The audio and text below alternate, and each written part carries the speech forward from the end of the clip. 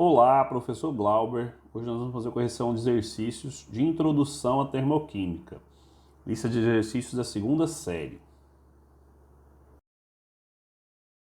Correção de exercícios sobre termoquímica, introdução à termoquímica. Então vamos ao nosso primeiro exercício. São processos endotérmico e exotérmico, respectivamente. Então nós temos aqui alguns exemplos de mudanças de estado físico. Então, antes da gente responder o exercício, vamos relembrar aqui um pouquinho quais são as principais mudanças de estado físico. Vamos revisar aqui, pessoal. Então, vamos lá. Então, nós temos os três estados físicos da matéria: sólido, líquido e gasoso. Então, a passagem do estado sólido para o líquido, essa passagem recebe o nome de fusão. Então, quando um material sólido passa para o estado líquido, esse nome recebe o nome de fusão. Então, essa passagem aqui, exemplo, a gente deixa a margarina fora da geladeira, então ela estava sólida e fica líquida, então processo de fusão. Líquido para o gasoso, a gente pode chamar de evaporação ou ebulição. Quando a gente fala ebulição, que é o ponto de fervura. Passagem direta do sólido pro gasoso, recebe o nome de sublimação. Por exemplo, isso aqui a gente tem aquelas bolinhas de naftalina, que a gente coloca no guarda-roupa. Então elas passam direto do estado sólido para o estado gasoso. Esses processos aqui, pessoal, todos eles precisam absorver calor. Então eles vão ganhar energia externa, a energia vai aumentar.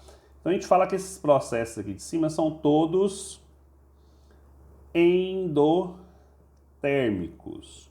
Então eles só vão acontecer se receber calor. Então eles recebem calor. Ó. Então são endotérmicos.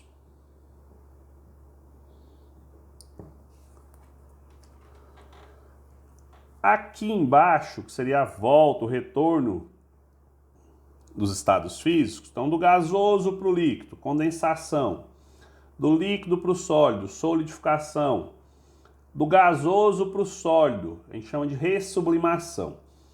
Esses processos aqui, eles precisam o quê? Perder calor. Então a gente fala que eles são exotérmicos. Então, eles vão perder calor. Então, então, eles perdem calor. A gente pode citar um exemplo aqui de condensação. Aquelas gotículas que ficam em cima dos carros durante a noite, o orvalho. Então ali a água que estava no ar, ela sofre um processo de condensação e se espalha ali na superfície do carro, das plantas, nas folhas de algumas árvores. Então a gente tem solidificação do líquido para o sólido, a formação de gelo, quando a gente coloca a água lá no congelador para formar o gelo, então a gente tem a solidificação.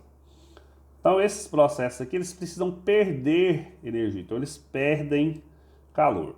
Então eles são chamados de processos exotérmicos. Então vamos voltar lá no nosso exercício. Então a questão número 1. Bom, são processos endotérmicos e exotérmicos, respectivamente. A fusão, a gente viu que a fusão é endo, ela precisa receber calor. A ebulição também é um processo endotérmico, então não é a letra A. Solidificação. A solidificação já é um processo exotérmico. E a liquefação ou condensação, isso aqui é a mesma coisa que a condensação, também é exotérmico. Condensação, exo, sublimação, endo. Sublimação Ele é endo. E a fusão também é endo. Vaporização. Eu vou formar vapor. Então é o quê? É um processo endotérmico. Solidificação. Então vai solidificar. Vai ter que perder calor. É um processo exo. Então, pelas nossas alternativas aqui, nós temos endo e exo. Então, é a letra E. A primeira questão, letra E. Certo?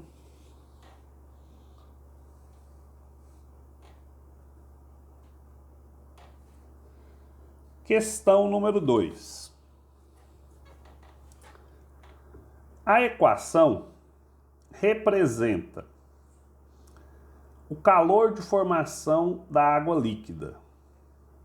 Bom, nós temos uma reação do hidrogênio combinando-se com o oxigênio e formando água.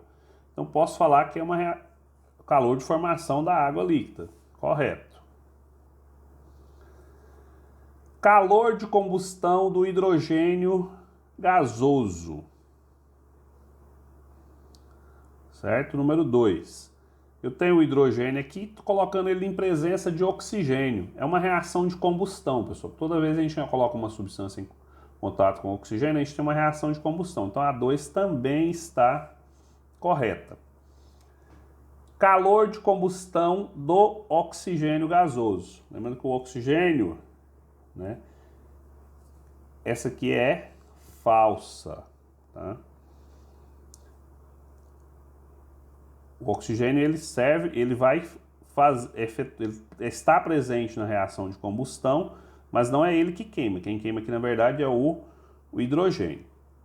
Calor de decomposição do hidrogênio gasoso. Não, é o calor nós já vimos aqui que é o calor de combustão. Então também é falsa. Então são corretas afirmações, letra A, 1 e 2.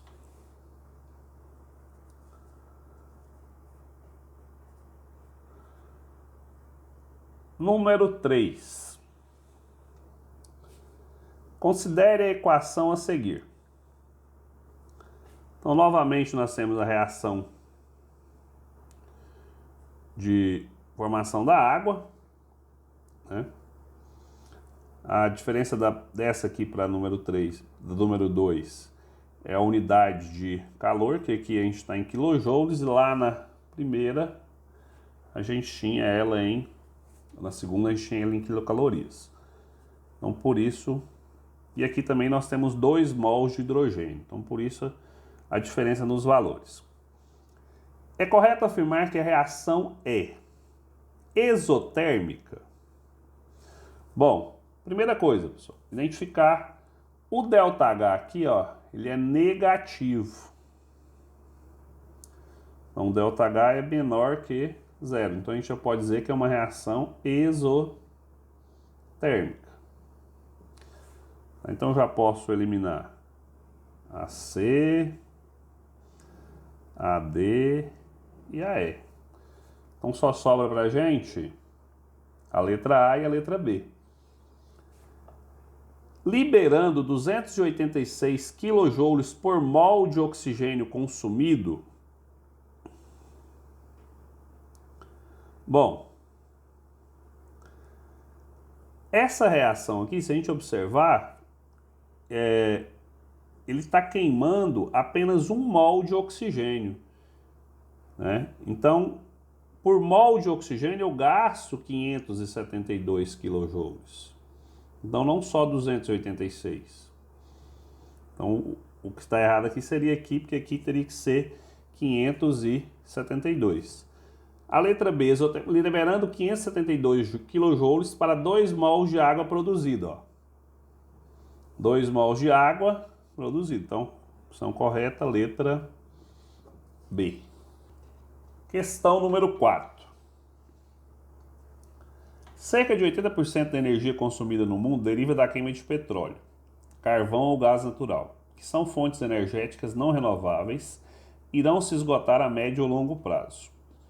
Uma das alternativas para resolver o problema da biomassa, matéria orgânica que quando fermenta produz o biogás, cujo principal componente é o metano, A queima do metano se dá pela equação. Bom, então a gente tem a reação de combustão do metano. Então nós temos aqui, ó, 1 mol de metano reage com 2 mols de oxigênio, que produz gás carbônico e água. O ΔH, menos 888. Bom, a gente já pode dizer que essa reação aqui é uma reação exotérmica, porque é uma reação de combustão, então ela vai liberar calor. Cenário verdadeiro ou falso em cada uma das alternativas. A reação de combustão do metano é exotérmica, ela libera calor, ela é verdadeira. A entalpia dos reagentes é menor que a entalpia dos produtos? Bom, pessoal, se é uma reação exotérmica, essa reação ela vai perder calor. Então vamos lembrar lá nos gráficos de entalpia, por exemplo, se a gente pegar, se eu tenho lá um gráfico de entalpia,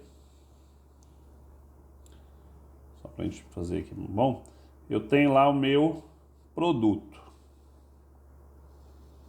vou chamar ele de P. Se é uma reação exotérmica, ela vai perder calor. Então, o reagente vai vir aqui para baixo, né? Então eu tenho que a entalpia dos reagentes, aqui ó, HR e HP, ela é o quê? O reagente aqui em cima e aqui meu produto, né? Eu tenho o reagente, tinha uma certa quantidade de energia, e o meu produto, ó, o reagente perde energia, o produto ficando com uma energia menor. Então nós vamos ter o quê? Que a entalpia dos reagentes, ela é maior que a entalpia dos produtos. Tá? Então aqui é falsa. A variação de entalpia nesse caso indica que a quantidade de calor absorvida é de 888 kJ por mol. A gente falou bastante, a energia não foi uma reação exotérmica. Então a energia aqui foi o que, pessoal? Foi liberada. Então essa aqui também é falso. Então a sequência correta, letra A. Certo? Questão número 5. Então nós temos aí: os alimentos são combustíveis para nosso corpo, para o corpo humano. Durante o metabolismo eles são queimados e a energia resultante dessa combustão é utilizada no funcionamento do organismo, na manutenção da temperatura do corpo e nos movimentos. Um adulto necessita de uma dieta que forneça em média de 2.500 a 3.000 quilocalorias diariamente, a depender da natureza da atividade que desenvolva. Bom, aí nós temos uma tabela nutricional que fala que é a massa de alimento para o preparo de um sanduíche. A partir dos valores energéticos da massa dos alimentos relacionados à tabela, determine quantos sanduíches que incluam todos os alimentos são necessários para fornecer a um adulto 2.500 a 3.000 quilocalorias diárias. Bom, essa tabelinha aqui ela está um pouco borrada, pessoal. Nós vamos mudar aqui. Então nós vamos utilizar essa aqui.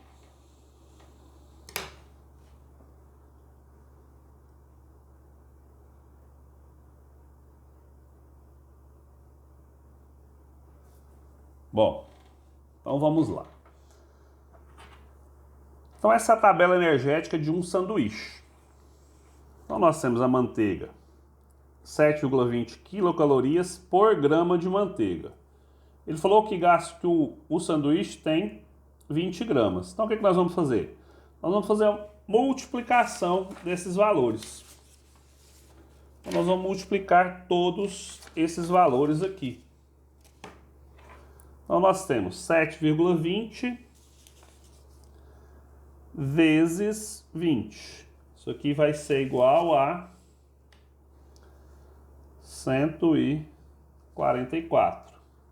eu vou multiplicar o pão, 2,80 quilocalorias por grama. Então, 2,80 vezes 50, que é igual a 140. O ovo, 1,63 vezes 60. Então, nós vamos encontrar 97,8. O queijo tem 3,70 gramas, quilocalorias por grama. Então, vezes 40 gramas, nós vamos encontrar 148. O bife, 4,60 vezes 100. Nós vamos ter 460. Tomate, 0,22 vezes 20. Então, isso aqui vai dar 4,4.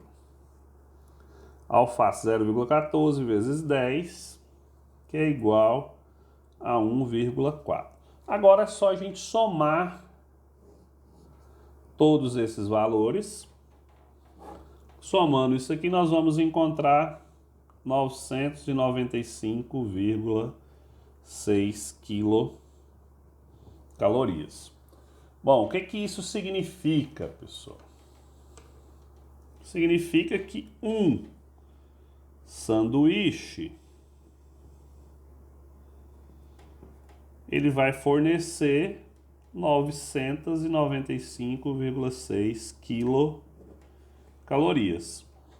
Como um adulto tem em média de 2.500 a 3.000, vamos colocar aqui 3.000 quilocalorias, ele vai precisar de X sanduíches para manter as atividades diárias desse adulto. Resolvendo isso aqui, nós vamos ter que X é igual a 3.000 dividido por 995,6. Então, X é igual, nós vamos ter um valor aproximadamente aqui de 3. Então, ele vai precisar de 3 sanduíches para manter as atividades diárias, certo?